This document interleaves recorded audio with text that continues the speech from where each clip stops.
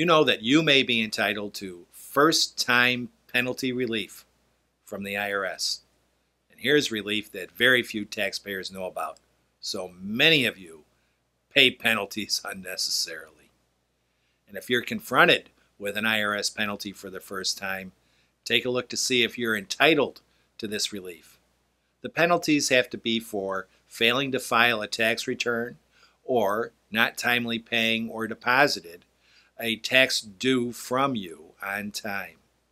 Or if you have not previously been required to file a tax return, you could also be eligible for relief of that penalty. Here's an example. Sharon owns and operates her own flower shop. She's been doing so for 10 years, and she's always reported her business activity on a Schedule C to her personal 1040 income tax return. Over that 10 years, she's always filed her tax returns and always paid her estimated taxes on time. That is always, except for 1 year, and that was 2 years ago. In that year, she became preoccupied with her daughter's graduation, as well as the Christmas holidays, that she plain old forgot to make her $9,000 fourth quarter estimated tax payment to the IRS. And when she came to realize that she had forgotten to make that payment, it was already 1 month late. In a panic, she immediately arranged for the electronic IRS payment to be made, and some months later, she filed her tax return on time. After that, she received a letter from the IRS indicating that it was assessing penalties against her for having failed to make her payment on time. And those penalties and interest almost cost her $2,000. Since then, she's made all her estimated tax payments on time, just like she had before. And again, she only made one late payment. The solution is that Sharon needs to ask the IRS for relief from those penalties. And just by asking, she can save what it is that the IRS has assessed and charged her. And this is critical.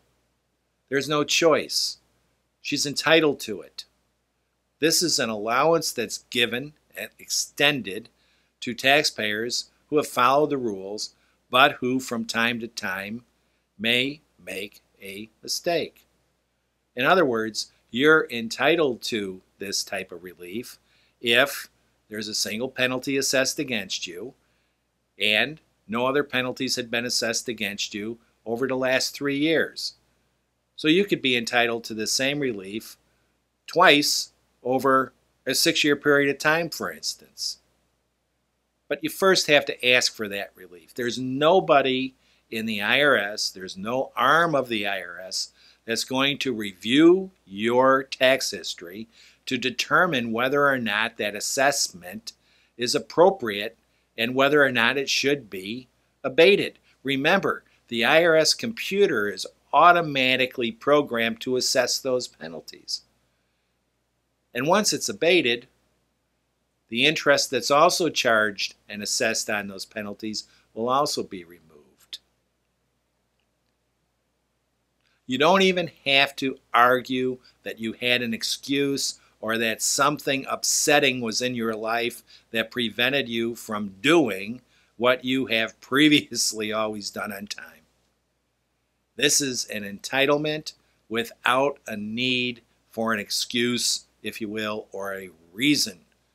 And you do not have to analyze your facts to determine whether or not there's, quote, reasonable cause. Now, I mention reasonable cause because when we focus on penalties, there are other ways to seek the removal of penalties based on upset in your life.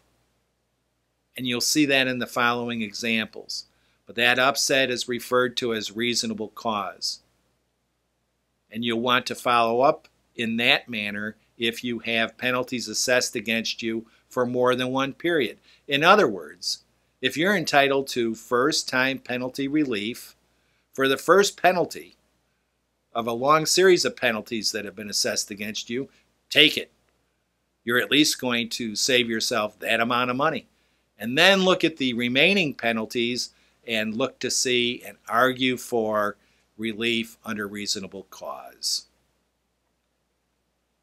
These are things that are available to you as taxpayers, and they're things that many taxpayers either one, don't at all know about, or don't have a clear understanding how to go about utilizing them. But as you can see, just by making the request, just by reviewing your transcript, you'll be able to identify those penalties and you'll be able to take your steps easily to seek that abatement. And when you're talking about first-time penalty relief, whether it's a $2,000 penalty, a $6,000 penalty, or a $500 penalty, once it's abated, you're ahead.